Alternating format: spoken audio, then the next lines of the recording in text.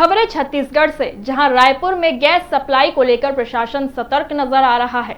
Collector Gaurav Singh ने आज जिले के सभी ऑयल कंपनियों के प्रतिनिधियों और गैस डीलर्स के साथ बैठक की। बैठक में कलेक्टर ने साफ कहा कि जिले में एलपीजी गैस की सप्लाई में किसी तरह की दिक्कत नहीं होनी चाहिए। आम लोगों को गैस सिलेंडर लेने में परेशानी नहीं होनी चाहिए। उन्होंने सभी डीलर्स को निर्देश दिया कि जैसे ही उपभोक्ता गैस बुकिंग करें, उसके बाद समय पर सिलेंडर की डिलीवरी जरूर होनी चाहिए। खबर बलरामपुर से, जहां छत्तीसगढ़ की राजनीति में नशे के मुद्दे पर आरोप प्रत्यारोप तेज हो गए हैं। कांग्रेस ने राज्य की बीजेपी सरकार पर गंभीर आरोप लगाए हैं। कांग्रेस के प्रदेश प्रवक्ता सुशील शुक्ला ने कहा है कि राज्य में अफीम की खेती के मामले सामने आ रहे हैं। उन्होंने कहा कि पहले दुर्ग के समौदा इलाके में अफीम की खेती का मामला सामने आया था। इसके बाद अब एक और गांव में भी अफीम की खेती का खुलासा हुआ है। जानकारी मिली है, पुलिस की टीम यहाँ पे उपस्थित है, एसडीओपी सहित, और राजस्व की टीम भी यहाँ पे उपस्थित है। जितने एरिया में यहाँ पे खेती दिख रही है उसकी नापी की जा रही है और संबंधित भूमि स्वामी वगैरह की भी जानकारी एकत्रित की जा रही है। और इससे संबंधित जो भी जांच दल है, एफएसएल है, एनसीबी है, उनसे भी संपर्क किया गया है और आगे विधिवत कार्रवाई की जाएगी। इसमें सर कितनी भूमि में खेती दिख रहा है? अभी इसकी नाप हुई है, ये लगभग 2.5 से 3 एकड़ जो है प्राइमा फेसी दिख रहा है। शासन का फेलियर है, सीधा सीधा। छत्तीसगढ़ में साय की सरकार है और ये साय मामला उजागर भी हो रहा है। पहले दुर्ग और बलरामपुर, मीडिया के माध्यम से भी पता चला, हम लोग भी मौके पर पहुंचे। छत्तीसगढ़ के युवाओं को नशे के गर्त में ढकेलने का काम किया जा रहा है। गाँव वालों से भी पूछा गया है कि इस तरह की खेती कभी देखें, तो लोग भी इस चीज को नकार दिए कि हम लोग कभी इस तरह की खेती नहीं देखें। और जो बड़े पैमाने पे यहाँ पर मजदूर लगाए गए हैं और जो चीरा जो अफीम की खेती में दिख रहा है वो भी बाहरी मजदूर है। इतने आवागमन भी अगर। खबर रायपुर से, जहां पुलिस के काम करने के तरीके पर सवाल खड़ा करने वाला एक मामला सामने आया। टिकरापाड़ा थाना क्षेत्र में एक युवक ने पुलिस पर गंभीर आरोप लगाए। युवक का कहना है कि उसे थाने बुलाकर उसके साथ मारपीट की गई। पीड़ित युवक का नाम हर्षद चौबे बताया जा रहा है। हर्षद का आरोप है कि उसे पुलिस की तरफ से फोन कर थाने बुलाया गया और उसके बाद उसके साथ मारपीट हुई। ये सर कल सुबह मुझे 10 बजे टिकरापाड़ा थाने से फोन आया था कि आपके नाम से कोई कंप्लेन आई हुई है, कोई आवेदन दिया हुआ है आपका नाम से, तो आपको थाने आना होगा। तो मैं बोला ठीक है सर। तो मैं अपना काम वाम निपटा के छुट्टी लेकर के 11 बजे जब मैं थाने आया तो उन्होंने मेरे से सिर्फ इतना पूछा कि आपका नाम क्या है।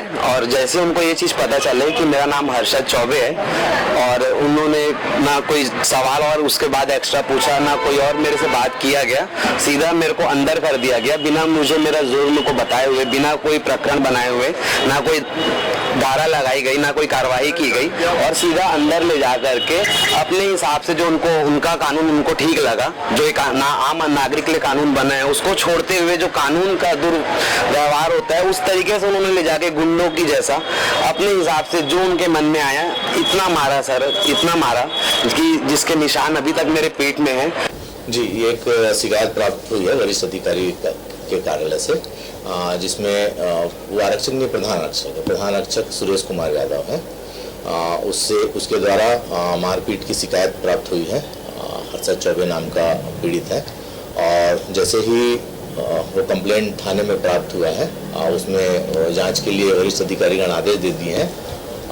एसीपी राजेंद्र नगर सर उसकी जांच कर रहे हैं और उसमें जो भी पक्ष आएगा उसके मुताबिक वैधानिक कार्रवाई की जाएगी। ये प्रार्थी का आरोप है कि सामने वाले जो प्रधान आरक्षक की बात कर रहे हैं एसके यादव, उसमें पैसे भी लिए हैं सामने वाली पार्टी से और उसके बाद मारा भी है और थाने के अंदर मारा है। ऐसे में क्या कार्रवाई करेंगे आप लोग? उस संबंध में भी ये चीजें पूरी प्रकट नहीं हुई है और उस संबंध में भी अब जांच किया जाएगा।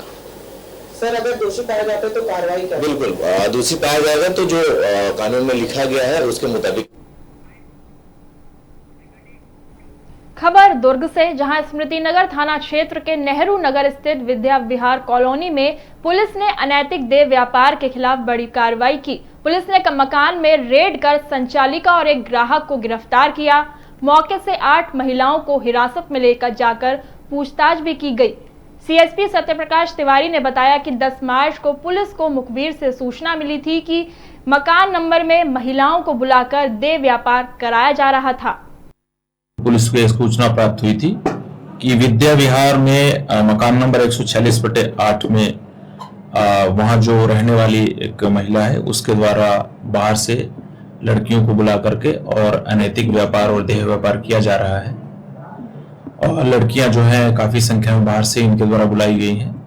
उक्त सूचना पर आज IUCAW की उप पुलिस अधीक्षक भारती मरकाम के नेतृत्व में मोहन नगर स्मृति नगर चौकी और महिला रक्षा टीम के बल के साथ वहां पे रेड कार्रवाई की गई है।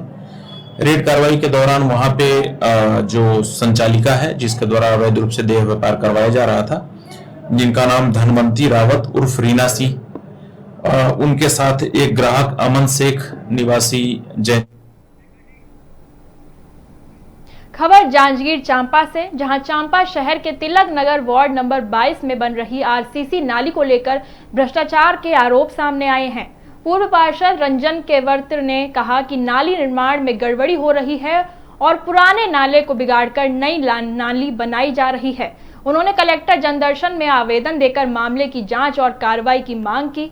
पूर्व पार्षद ने बताया कि उन्होंने पहले भी 4-5 बार प्रशासन को शिकायत दी थी, लेकिन अभी तक उस पर कोई कार्रवाई नहीं हुई। अब देखना यह होगा कि प्रशासन इस मामले में क्या कार्रवाई करता है और जांच के बाद क्या कुछ सच्चाई सामने आती है।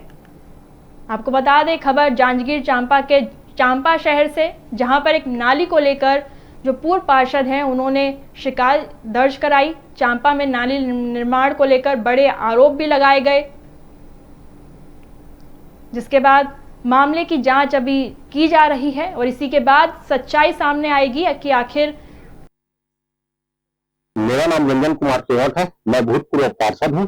प्राकृतिक का दिन जिंदा नरवा कोरबा रोड वार्ड क्रमांक 22 में है, जिसमें नगर पालिका द्वारा मात्र 5 फीट की नाली बनाई जा रही है और अपन देखा जाए तो वह नरवा 15 फीट चौड़ा एवं 10 फीट गहरा है, जिसमें बारिश के मौसम में पानी निकासी नहीं होने के कारण पूरे वार्ड में पानी का जमाव हो जाएगा। जांजगीर चांपा से खबर है, जहां पामगढ़ क्षेत्र के पकरिया झूलन के नवापारा रोड में करीब 1 दर्जन से ज्यादा परिवार 15 साल से अंधेरे में जी रहे हैं। इन परिवारों के घर प्रधानमंत्री आवास योजना के तहत पक्के बन गए हैं, लेकिन अभी तक बिजली नहीं आई। रात में पूरा इलाका अंधेरे में डूब जाता है और बच्चों को पढ़ाई करने में लालटेन पर निर्भर रहना पड़ता है। इससे उनकी आंखें भी थक जाती हैं। ग्रामीण महिलाओं का कहना है कि अंधेरे के कारण उन्हें रात में डर लगता है। मैं झूलन पर करिया लाए हूँ, कमलाबाई नाम है, नवा गांव रोड में रहथन। हमन बिजली के प्रॉब्लम है। हमन के 8वीं 9वीं 10वीं 5वीं कॉलेज करत हमन के लोग लेकर आए। हमन 15 साल हो गए में रहत, फिर अभी हमन लाइट के व्यवस्था नहीं करत है। का कहते अधिकारी मन? बिजली ऑफिस गए, नरियारा ऑफिस गए हैं, तो नरियारा के ऑफिस वाला बोलते कि कलेक्टर ऑफिस ले कोई ऑर्डर नहीं आए बोली से 3 बार हो गए मोला आवेदन देवते है।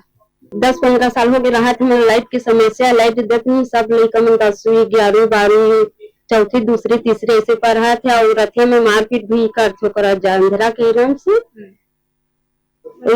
मंडी पास में रहते नवा गांव जाके रोड में। सिर्फ लाइट के बस ज्यादा परेशानी मतलब लाइटें नहीं देते हैं। अभी सामने गर्मी हवा है, परेशानी भी तो वही बहुत। हाँ, गर्मी के नाम से भी परेशानी और बरसात में भी सांप बिच्छी का भी डर है। फिलहाल इस बुलेटिन में बस इतना ही। बाकी देश और दुनिया की तमाम बड़ी खबरों के लिए देखते रहिए न्यूज़ टीवी इंडिया। नमस्कार।